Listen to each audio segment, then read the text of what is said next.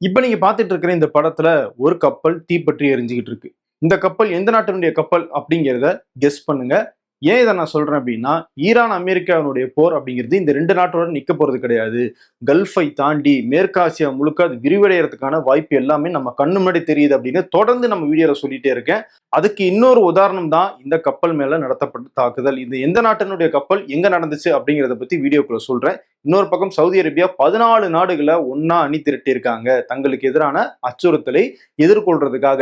அது என்ன அச்சுறுத்தல், சவுதி என்ன பண்ண போறாங்க அப்படிங்கிறத பத்தியும், காசாவில் 2 வருஷத்துக்கு மேல இஸ்ரேல் நடத்திட்டு இருந்த அந்த அட்டூழியத்துக்கு ஒரு முடிவு கிடைக்குமோ அப்படிங்கிற மாதிரியான ஒரு சிச்சுவேஷன் ஏற்பட்டிருக்கு. காரணம், ஹமாஸ் அமைப்பினர் ஒரு முக்கியமான அறிவிப்பு செஞ்சிருக்காங்க. இது எல்லாம் பத்தி தான் இன்னைக்கு வீடியோல பார்க்க போறோம். இது டிகோட் பை வெங்கட்.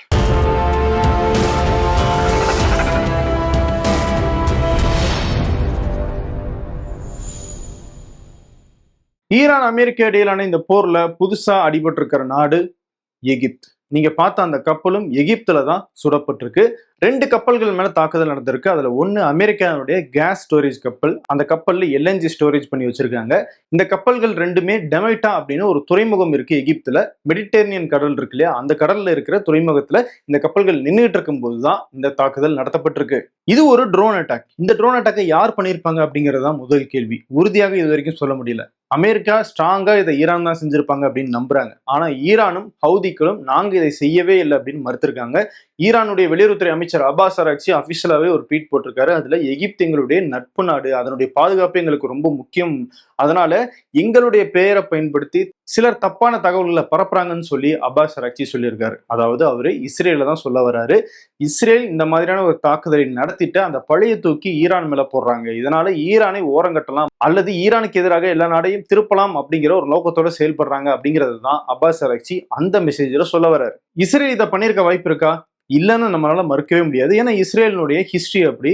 அமெரிக்காவை இந்த போரை நடத்த தூண்டினதே இஸ்ரேல் தான். ஸோ அந்த மாதிரியான ஒரு வாய்ப்பாக இஸ்ரேல் இதை பார்த்திருக்கலாம் அப்படிங்கிற சந்தேகமும் இருக்கதான் செய்து, அதை நம்ம தவிர்க்க முடியாது. இருந்தாலும் இந்த தாக்குதலை யார் நடத்தினாங்க அப்படிங்கிறது இப்போ வரைக்கும் தெரியல. யாருமே இதுக்கு பொறுப்பேற்றுக்கல. சரி, எகிப்து மேல இந்த தாக்குதல் நடத்தினதுனால இது எகிப்தினுடைய பிரச்சனை மட்டும் கிடையாது. ஏதோ ஒரு மூலையில இந்தியாவில் இருக்கிற நம்மளுடைய பிரச்சனையாகவும் இது நாளைக்கு மாறப்போகுது. எப்படின்னு நான் சொல்றேன் கேளுங்க. இந்த எகிப்துல தான் சூயிஸ் கெனால் இருக்கு. இந்த சூயிஸ் கெனால் எதை இணைக்குது? மெடிட்டரேனியன் கடல்லையும் இங்க இருக்கிற ரெட் சீயையும் இணைக்குது ஒரு சின்ன கால்வாய். யூரோப்ல இருந்து ஏசியாவுக்கு கப்பல்கள் போகணும் அப்படின்னா மெடிட்டரேனியன் கடல் வந்து இங்க எகிப்தினுடைய சூயிஸ் கெனாலுக்கு வந்து அங்க இருந்து ரெட் சீக்கு வந்து பாபல் மண்டப் ஸ்ட்ரீட் வழியாக இந்தியா, சைனா போன்ற ஏசியன் கண்ட்ரிஸுக்கு போகும். இதே ரூட்ல தான் ஏசியாவில இருந்தும் கப்பல்கள் யூரோப்புக்கு போயிட்டு இருக்கு. இப்ப ஏற்கனவே ஹவுதிக்கும் சவுதிக்கும் இருக்கிற அந்த பிரச்சனையினால இந்த ரெட் சீல இருக்கிற பாபல் மண்டப் ஸ்ட்ரீட் வழியாக சவுதியினுடைய கப்பல்களுக்கு நாங்க அனுமதிக்க மாட்டோம் அப்படின்னு சொல்லி ஹவுதிகள் தாக்குதலும் நடத்திட்டாங்க. சவுதி பெர்ஷியன் கல்ஃப்ல ஸ்ட்ரெயிட் ஆஃப் ஹோர்முஸ் வழியாக கப்பல்களை கொண்டு போக முடியல அப்படின்னு எண்ணெயை இந்த கரைக்கு எடுத்துட்டு வந்து இந்த ரெட்சி வழியாக கொண்டு போயிட்டு இருந்தாங்க. இப்ப அவங்களுடைய கப்பல்கள் பாபல் மண்டப் ஸ்ட்ரீட் வழியாக வர முடியல. சவுதியும் சில கப்பல்களை சூயிஸ் கெனால் வழியாக மெடிட்டரேனியன் கடல் கொண்டு போய் அங்கிருந்து ஆப்பிரிக்காவை சுத்தி ஏசியாவுக்கு கொண்டு போற முயற்சியில ஈடுபட்டிருக்காங்க அப்படின்னு சொல்றாங்க. எங்க தாக்குதல் நடத்திடுவாங்களோ அப்படின்னு சொல்லி மற்ற நாட்டினுடைய கப்பல்களும் இந்த ரெட்சியை தவிர்க்க ஆரம்பிச்சுட்டாங்க அப்படிங்கிற தகவலும் வந்துகிட்டு இருக்கு. இப்படிப்பட்ட சிச்சுவேஷன்ல நீங்க ரெட்சிக்குள்ள வரலாலும் பரவாயில்ல, மெடிட்டரேனியன்ல இருக்கிற இந்த எகிப்துடைய துறைமுகத்துல நாங்க தாக்குதல் நடத்துவோம் அப்படிங்கிற ஒரு அபாயத்தை ஏற்படுத்தியிருக்காங்க. ஸோ இதனால இந்த மெடிட்டரேனியன் கடல் வழியாக போற அந்த கப்பல்களுக்குமே பாதுகாப்பு இல்லை அப்படிங்கிற ஒரு மெசேஜ் சர்வதேச அளவுல கன்வே ஆகியிருக்கு. இதனுடைய விளைவு என்ன? ஒண்ணு, நமக்கு வர வேண்டிய எண்ணெய் கொஞ்சம் தாமதமாக வந்தாலும் பரவாயில்ல அப்படின்னு இருந்தோம். ஆனா இப்ப அந்த தாமதமான எண்ணெய் கூட வராது அப்படிங்கிற மாதிரியான ஒரு ஆபத்து ஏற்பட்டிருக்கு. 2வது, இந்த கப்பல்களுக்கான இன்சூரன்ஸ் இருக்கு இல்லையா, எப்ப இந்த மாதிரி போர் வருது, தாக்குதல் நடக்குதோ அப்ப கப்பல் நிறுவனங்களுக்கான இன்சூரன்ஸை அதிகப்படுத்திடுவாங்க. அப்படியே அதிகப்படுத்தினாலும் அதுக்கான தொகையை முழுசாகவும் கொடுக்க மாட்டாங்கன்ற சிக்கல் ஏற்பட்டிருக்கு. இந்த கப்பல் நிறுவனங்களுக்கான அந்த எக்ஸ்பென்ஸ் அதிகமாகுது. இந்த எக்ஸ்பென்ஸை கட் பண்றதுக்காக நாங்க சர்வீஸே கொடுக்கல அப்படின்னு சொல்லி இந்த கப்பல்களை கப்பல் நிறுவனங்கள் நிறுத்துறதுக்கான அபாயமும் ஏற்பட்டிருக்கு. அப்படி ஏற்பட்டுச்சுன்னா நமக்கு எண்ணெய், கேஸ் போன்ற பொருட்களும் வராது, மற்ற வர்த்தக பொருட்களும் ஏசியாவில இருந்தும் போகாது, யூரோப்ல இருந்தும் நமக்கு வராது. அதனாலதான் எகிப்து மேல நடத்தப்பட்ட இந்த தாக்குதல் ஒரு மோசமான எஸ்கலேஷன், அதாவது போரை விரிவுபடுத்தக்கூடிய செயல் அப்படின்னு கருதப்படுது.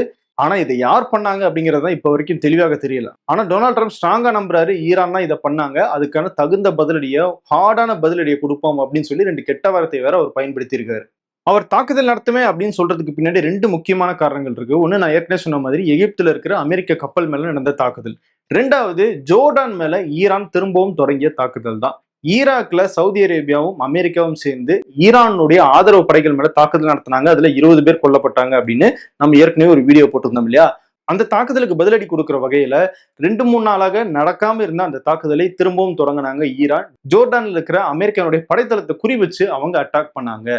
சோ அந்த அட்டாக்குக்கு பழி வாங்குற வகையிலும் நாங்க இந்த தாக்குதலை நடத்துவோம் அப்படின்னு சொல்லி டொனால்ட் ட்ரம்ப் சொன்னார். அதுக்கேத்த மாதிரி ஈரானுடைய கஷம் அப்படிங்கிற தீவு மேல தாக்குதல் நடத்திருக்காங்க. குறிப்பா அங்க இருக்கிற பொதுமக்கள் வசிக்கிற வீடுகள் மேல தாக்குதல் நடத்தப்பட்டிருக்கு. நிறைய கட்டடங்கள் இடிஞ்சு விழுந்திருக்கு. இதுல ஒரு குடும்பத்தை சேர்ந்த 3 பேர் உயிரிழந்திருக்காங்க. டாக்ஸி டிரைவர், அவருடைய மனைவி, 2 வயது குழந்தை, இந்த 3 பேரும் உயிரிழந்திருக்காங்க. இது ஈரான்ல மிகப்பெரிய அதிர்வலையை ஏற்படுத்தியிருக்கு. அமெரிக்காவும் இஸ்ரேலும் சேர்ந்து ஈரான் மேல கடந்த 40 நாள் போர் தொடங்கும் போது முதல் நாள்லயே ஒரு பள்ளி மேல தாக்குதல் நடத்தினாங்க. அதுல 160க்கும் மேற்பட்ட சின்ன சின்ன குழந்தைகள் கொல்லப்பட்டாங்க. சோ அதே மாதிரி இப்ப தொடர்ந்து மக்களை குறி வச்சு அமெரிக்கா தாக்குதல் நடத்துறாங்க. இதற்கான விலையை அமெரிக்கா கொடுத்தே தீரணும் அப்படின்னு சொல்லி ஈரானுடைய நாடாளுமன்ற சபாநாயகர் கலிபஃப் சொல்லியிருக்காரு. இன்னொரு பக்கம் ஈரானும் பதிலடி கொடுத்துட்டு இருக்காங்க. குவைத், ஜோர்டான், பஹ்ரைன் இந்த 3 நாடுகள்ல இருக்கிற அமெரிக்கானுடைய படைத்தளத்தை குறி வச்சு அவங்க அட்டாக் பண்றாங்க. அதுல ஜோர்டான்ல இருந்த 3 F-35 காஸ்ட்லியான ஜெட் விமானத்தை நாங்க அடிச்சு நொறுக்கிட்டோம், காலி பண்ணிட்டோம் அப்படின்னு ஈரானுடைய IRGC படையினர் சொல்லியிருக்காங்க. அது போக குவைத்ல இன்னும் அமெரிக்கானுடைய 3 ஜெட் விமானங்களை நாங்க சுட்டி வீழ்த்திருக்கோம், மொத்தம் 6 ஜெட் காலி அப்படின்னு சொல்லி IRGC சொல்றாங்க. ஆனா அமெரிக்கானுடைய சென்காம் இல்ல, எந்த விதமான ஜெட் விமானங்களும் தாக்கி அழிக்கப்படவில்லை அப்படின்னு அதுக்கு மறுப்பு தெரிவிச்சிருக்காங்க. எப்பயுமே நீங்க பாத்தீங்கன்னா ஈரான் தரப்புல இருந்து என்ன டேமேஜ் ஏற்பட்டுச்சு அப்படிங்கிற தகவல் நமக்கு கிடைச்சிரும். ஆனா இந்த கல்ஃப் நாடுகள்லயோ இல்ல இஸ்ரேலோ என்ன டேமேஜ் ஏற்பட்டுச்சு அப்படிங்கிற தகவலை அவங்க வெளியவே விட மாட்டாங்க. அந்த அரசாங்கமா என்ன சொல்றாங்களோ அதை மட்டும்தான். ஈரான் நடத்தின தாக்குதல்ல அமெரிக்காவுடைய படைத்தளத்துக்கு என்ன சேதம் ஏற்பட்டிருக்கு அப்படிங்கறத அமெரிக்கா இது வரைக்கும் அமெரிக்க மக்களுக்கு அதிகாரப்பூர்வமாக சொல்லல. சேட்டலைட் இமேஜஸ் வச்சு மட்டும்தான் ஊடகங்கள் பெரிய டேமேஜஸ் ஏற்பட்டிருக்கு அப்படின்னு பேசிட்டு இருக்காங்க. இந்த வகையில இந்த F-35 விமானங்களை ஈரான் அழிச்சாங்களா இல்லையா அப்படிங்கிறது அடுத்த சில நாட்கள்ல அமெரிக்க ஊடகங்கள் மூலமாகவே நமக்கு தெரிய வரும். இது போக குவைத்திலையும் பஹ்ரைன்லயும் அமெரிக்கனுடைய ரேடார்ஸையும் பேட்ரியாட் மிசைல் சிஸ்டம்ஸ், அதாவது உள்ள வர ஏவுகணையை தடுத்து அழிக்கிற ஏவுகணை சிஸ்டம், அதையும் நாங்க அடிச்சிருக்கோம் அப்படின்னு IRGC சொல்லியிருக்காங்க. தீவிரமான சேதங்கள் அமெரிக்கனுடைய படைத்தளத்துக்கு ஏற்பட்டிருக்கு அப்படின்னு ஈரான் தரப்புல சொல்றாங்க. இன்னொரு பக்கம் அமெரிக்காவுக்கு இந்த போர்ல என்ன ஸ்டாண்ட் இருக்கு அப்படிங்கிறது கிளியராகவே தெரியல. ஒண்ணு தாக்குதலை தீவிரப்படுத்தணும், இல்ல பேச்சுவார்த்தைக்கு போகணும். ஆனா அமெரிக்கா ரெண்டுத்துக்குமே நடுவுல நிக்கிறதுனால இதை முடிக்கிறதா இல்ல கண்டினியூ பண்றதா அப்படிங்கிற ஒரு கன்ஃபியூஷன் அமெரிக்க அரசாங்கத்துக்கும் டொனால்ட் ட்ரம்பினுடைய அந்த அதிகாரிக்கும் இருக்கிறதாக அமெரிக்க ஊடகங்கள்ல இருந்து செய்தி வந்துகிட்டு இருக்கு. அடுத்து சவுதிக்கு வருவோம். சவுதிக்கும் ஏமன்ல இருக்கிற ஹவுதி படைகளுக்கும் இடையில பிரச்சனை போயிட்டு இருக்கு. சவுதியினுடைய கப்பல்கள் மேல ஹவுதிகள் அந்த ரெட் சீல பாபுல் மண்டப் ஸ்ட்ரீட்ல தாக்குதல் நடத்திட்டாங்க. அதனால அவங்களுடைய கப்பல்கள் அந்த பக்கம் போக மாட்டேங்குது. சவுதியும் பதிலுக்கு ஏமனுடைய ஹவுதிகள் மேல அட்டாக் பண்றாங்க. இன்னொரு பக்கம் ஈராக்ல ஈரானுடைய ஆதரவு படைகள் மேலையும் தாக்குதல் நடத்தியிருக்காங்க. இப்போ அடுத்த கட்டமாக இந்த போருக்குள்ள சவுதி அரேபியா வந்துட்டாங்க அப்படிங்கிறத நிரூபிக்கிற வகையில் என்ன நடக்குது? சவுதி அரேபியா ஒரு 14 நாடுகளினுடைய கூட்டமைப்பை உருவாக்கி இருக்காங்க. இன்னும் நிறைய நாடுகளா வந்து சேருங்க அப்படின்னு சொல்லி கூப்பிட்டுருக்காங்க. எதுக்கு அப்படின்னா இந்த ரெட் சி வழியாக பாதுகாப்பான ஒரு பயணத்தை ஏற்பாடு செய்யணும் அப்படிங்கிறது இந்த கூட்டமைப்பினுடைய நோக்கம் அப்படின்னு சொல்றாங்க. இதுல Turkey, Kuwait, Bahrain, Pakistan, Qatar, Jordan போன்ற நாடுகள் எல்லாம் இடம்பெற்றிருக்காங்க. அடுத்து அமெரிக்கா, ஐரோப்பிய நாடுகளையும் இதுல சேர்க்கறதுக்கான முயற்சிகள் நடக்கிறதாக தகவல் வருது. இவங்க எல்லாம் ஒன்னா ஃபார்ம் ஆன உடனே விரைவிலேயே ஹவுதிகளை எதிர்த்து ஏதாவது அட்டாக் பண்றதுக்கான பிளான் இருக்கலாம் அப்படின்னு கணிக்கப்படுது.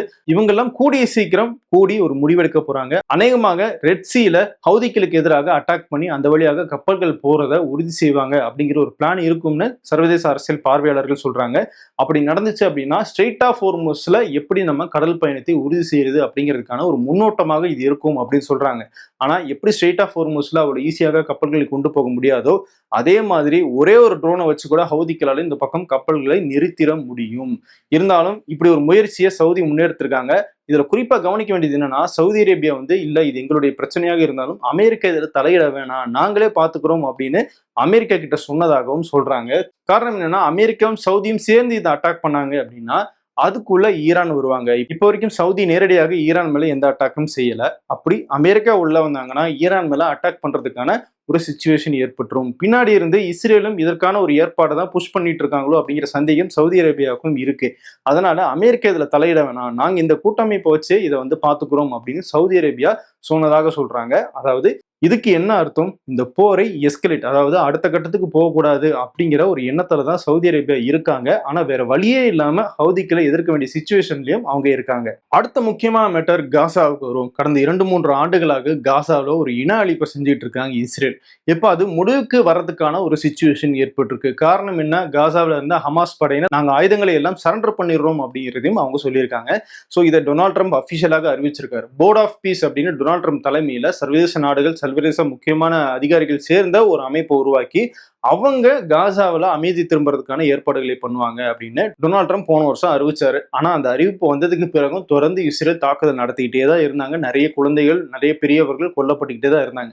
இப்போ ஹமாஸ் ஒரு முடிவுக்கு வந்துட்டாங்க. இதுக்கு மேலேயும் நம்ம தொடர்ந்தோம் அப்படின்னா அங்க மக்கள் கொல்லப்பட்டுக்கிட்டே இருப்பாங்க. ஏன்னா அரபு நாடுகளோ மற்ற சர்வதேச நாடுகளோ நமக்கு உதவிக்கு வரல அப்படிங்கிற அதிருப்தியும் அவங்களுக்கு இருக்கு. முதல்ல அரசியல் ரீதியாக நாங்க விட்டுறோம் அப்படின்னு சொன்னாங்க. ஆனா ஆயுத ரீதியாக விட முடியாது. அப்படி ஆயுத ரீதியாக விட்டுட்டோம் அப்படின்னா இஸ்ரேல் திரும்பவும் எங்களுடைய காசாவை முழுமையாக எடுக்க மாட்டாங்க அப்படிங்கிறதுக்கு என்ன நிச்சயம் அப்படின்னு சொல்லி அதை நிராகரிச்சுட்டு இருந்தாங்க.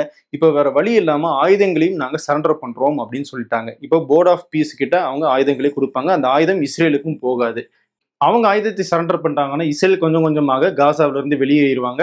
அதுக்கப்புறம் இன்டர்நேஷனல் ஸ்டெபிலைசேஷன் ஃபோர்ஸ் அப்படின்னு சொல்லி பல நாடுகளுடைய கூட்டமைப்புல உருவாக்கப்படுற ஒரு படை காசாவுடைய பாதுகாப்பை கண்ட்ரோல் எடுத்துப்பாங்க. அதுக்கப்புறமாக காசாவை மீள்கட்டமைப்பு செய்யற பணிகள் தொடரும். கடைசியாக காசாவுடைய அரசாங்க அதிகாரம் அப்படிங்கிறது பாலஸ்தீனத்து கையில கொடுக்கப்படும் அப்படின்னு டொனால்ட் ட்ரம்ப் அறிவிச்சிருக்காரு. காசாவுடைய அதிகாரத்தை எதுக்கு பாலஸ்தீன் கையில கொடுக்கணும் அப்படின்னு சந்தேகம் வரவங்களுக்காக ஒரு சின்ன ரீகேப் மட்டும் சொல்றேன். பாலஸ்தீன், காசா ரெண்டும் வெவ்வேறு இடத்துல இருக்கு. இடையில இஸ்ரேலுடைய நிலப்பகுதி இருக்கு. இருந்தாலும் பாலஸ்தீனத்தினுடைய ஒரு பகுதி தான் காசா. பாலஸ்தீன்ல பாலஸ்தீன் அத்தாரிட்டி அப்படின்னு ஒரு அரசாங்கம் இருந்தாங்க. அவங்க மேற்கு கரைன்னு சொல்லப்படுற அந்த பகுதியிலலாம் இப்பயும் ஆட்சியில் தான் இருக்காங்க. ஆனா காசா அப்படிங்கிற இந்த பகுதியை மட்டும் ஹமாஸ் அவங்களுடைய கண்ட்ரோல் எடுத்துட்டாங்க. அவங்க தேர்தல் நின்று ஜெயிச்சு ஹமாஸினுடைய ஆட்சி நிர்வாகத்தை அவங்க பார்த்துக்கிட்டு இருந்தாங்க. ஒரு காலத்துல இந்த பாலஸ்தீன் லிபரேஷன் ஆர்மி, பாலஸ்தீன் அத்தாரிட்டிக்கு எதிராக ஹமாஸுக்கு கொம்பு சீவி விட்டதே இஸ்ரேல் தான். ஹமாஸை வளர்த்ததும் இஸ்ரேல் தான். கடைசியில ஹமாஸுக்கு எதிராகவே சண்டை போட்டு இப்ப ஹமாஸையும் சரணடைய வச்சு காசாவை கிட்டத்தட்ட முடக்கிற நிலைமைக்கு இஸ்ரேல் கொண்டு வந்துட்டாங்க. ஒரு லாங் டேர்ம் பிளானா தான் காசாவை பொறுத்த வரைக்கும் இஸ்ரேல் போட்டு வச்சிருந்தாங்க. அதை கொஞ்சம் கொஞ்சமாக அவங்க எக்ஸிக்யூட் பண்ணிட்டே வந்தாங்க. ஸோ அந்த அடிப்படையில தான் இப்போ காசாவினுடைய கண்ட்ரோலையும் அதனுடைய ஆட்சி நிர்வாகத்தையும் பாலஸ்தீன் அத்தாரிட்டி அப்படிங்கிற அந்த அரசாங்கத்துக்கு கையில கொடுக்கணும் அப்படின்னு சொல்றாங்க. ஹமாஸ் தரப்புல காசி ஹமாத் அப்படிங்கிற ஒரு முக்கியமான நிர்வாகி அறிக்கையை கொடுத்திருக்காரு. அதுல அவர் என்ன சொல்றாருன்னா, நாங்க இந்த முடிவை ரொம்ப யோசிச்சுதான் எடுத்திருக்கோம். நாங்க ஆயுதங்களை கீழே போடுறோம் அப்படின்னா அதுக்கேத்த மாதிரி இஸ்ரேலும் அவங்க சொன்னது செய்யணும். அதாவது காசாவில இருந்து அவங்க வெளியேறணும். இப்போ ஒரு எல்லோ லைன் ஒன்று போட்டு வச்சிருக்காங்க. அதாவது காசாவுக்குள்ள இவ்வளவு தூரம் எங்களுடைய பாதுகாப்புல தான் இருக்கும் அப்படின்னு சொல்லி இந்த காசா மக்களை ஒரு திறந்தவெளி சிறையில வைக்கிற மாதிரி அந்த எல்லோ லைன் போடப்பட்டிருக்கு. அந்த எல்லோ லைன்ல இருந்தும் அவங்க வெளியேறுவாங்க. பாலஸ்தீனா, காசா மக்களுடைய பாதுகாப்பு உறுதி செய்யப்படும் அப்படிங்கிற கமிட்மெண்ட் எங்களுக்கு வேணும். அதை இஸ்ரேல் செய்வாங்க அப்படிங்கிற நம்பிக்கை கிடைச்சா மட்டும்தான் நாங்க முழுமையாக இந்த ஆயுதத்தை கீழே போடுவோம். அதை நாங்க வாட்ச் பண்ணிட்டு தான் இருப்போம். இஸ்ரேல் அவங்களுடைய கமிட்மெண்ட் செய்யலன்னா நாங்களும் எங்க கமிட்மெண்ட்ல இருந்து வாபஸ் வாங்கிடுவோம் அப்படிங்கிற ஒரு எச்சரிக்கையும் ஹமாத் கொடுத்திருக்காரு. ஆனா இஸ்ரேல் தரப்புல இருந்து இப்போ வரைக்கும் அதிகாரப்பூர்வமாக இதை நாங்க வரவேற்கிறோம் அப்படின்னோ, நாங்க இந்த கமிட்மெண்ட்டை கொடுக்குறோம் அப்படின்னோ வெளிப்படையாக சொல்லல. இஸ்ரேல் இதை ஏத்துக்குவாங்களா அப்படிங்கிறதும் நமக்கு தெரியல. காரணம் இஸ்ரேலுடைய ஹிஸ்டரியை பார்த்தா நமக்கு புரியும்.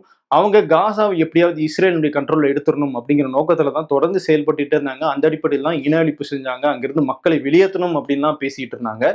குறிப்பா இப்போ ஹமாஸ் ஆயுதத்தை கீழே போட்டிருக்காங்க அப்படின்னு சொல்றாங்க. பாலஸ்தீன் கையில காசாவை கொடுக்கணும் அப்படிங்கிற ஒரு சிச்சுவேஷன் வந்துச்சு அப்படின்னா நாளை பின்ன பாலஸ்தீனத்துக்கான அரசாங்கத்தை அங்கீகரிக்க வேண்டிய ஒரு கட்டாயமும் ஏற்படும். அப்படி ஒரு அரசாங்கமே இருக்கக்கூடாது, பாலஸ்தீன் அப்படின்னு ஒரு நாடே இருக்கக்கூடாது அப்படிங்கிறது தான் இஸ்ரேலினுடைய நிலைப்பாடு.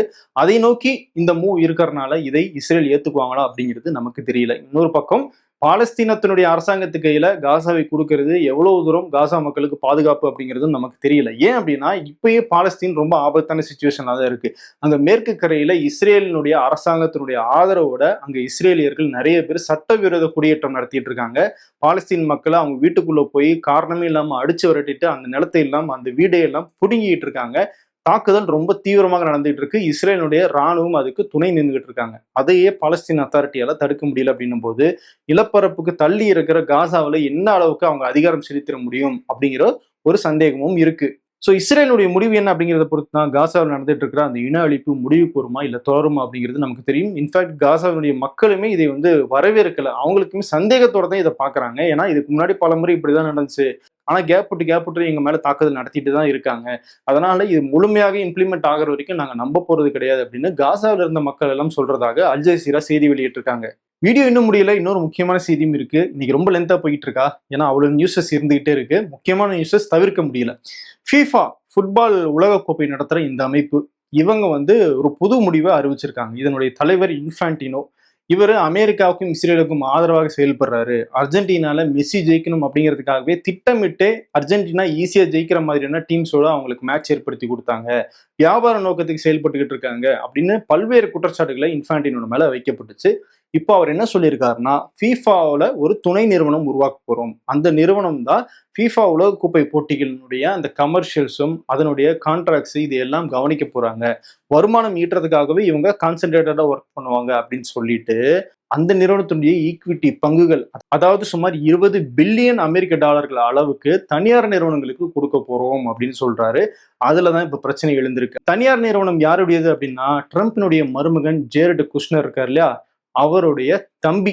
அவர் பேர்ல இருக்கிற கம்பெனிக்கு தான் இந்த ஷேர் போக போகுது அப்படிங்கிற தகவல் வெளியாகி இருக்கு. இப்ப பாருங்க, டொனால்ட் ட்ரம்ப் அப்படிங்கிற ஒருத்தர் அமெரிக்க ஜனாதிபதி ஆகிட்டு அவங்க குடும்பத்துக்கு எவ்வளவு தூரம் ஹெல்ப் பண்ணிக்கிட்டு இருக்காருன்னு பாருங்க. போர்லயும் காசு சம்பாதிக்கிறாங்க, ஸ்போர்ட்ஸ்லயும் காசு சம்பாதிக்கிறாங்க, வளைச்சு போடுவாங்கன்னு சொல்லுவாங்க பாத்தீங்களா, அந்த மாதிரி இப்போ உலகத்தையே வளைச்சு போட்டுக்கிட்டு இருக்காங்க டொனால்ட் ட்ரம்ப்னுடைய குடும்பத்தை சேர்ந்தவங்க. இதுக்கு ஐரோப்பியனுடைய கால்பந்து சம்மேளனம் UEFA அவங்க வந்து எதிர்ப்பு தெரிவிச்சிருக்காங்க. கால்பந்து அப்படிங்கிறது, ஃபுட்பால் அப்படிங்கிறது ஒரு ஸ்பிரிட்டான கேம். அதை நீங்க வர்த்தகத்துக்காக பயன்படுத்துறது அதனுடைய சோல், அதாவது ஆன்மாவையே நீங்க விற்கிற மாதிரி ஆகும். இதை நாங்க வன்மையாக கண்டிக்கிறோம் அப்படின்னு எதிர்ப்பு தெரிவிச்சிருக்காங்க. அப்படி ஒருவேளை இந்த மாதிரியான முடிவை FIFA செய்யதான் போகுது அப்படின்னா, நாங்க FIFA உலகக்கோப்பையிலிருந்து வெளியேறுவோம் அப்படின்னு சொல்லியிருக்காங்க. ஐரோப்பா நாடுகள் இல்லாம FIFA உலகக்கோப்பை நடந்துச்சுன்னா அதுல உப்பு சப்பே இருக்காது. ஸோ அதனால அந்த அழுத்தத்தை இப்ப ஐரோப்பிய நாடுகள் கொடுக்க ஆரம்பிச்சிருக்காங்க. பிரிட்டனும் அதுக்கு எதிர்ப்பு தெரிவிச்சிருக்காங்க. ஓகே, இன்டர்நேஷனல் அஃபேர்ஸை பார்த்துட்டோம். நம்ம ஊர்ல நடந்துட்டு இருக்கிற ஒரு முக்கியமான பிரச்சனையை பத்தி பார்க்கணும்ல, அது இந்த வீடியோல பார்க்கல, ஏற்கனவே ஒரு வீடியோவாக வெளியிட்டு இருக்கோம்.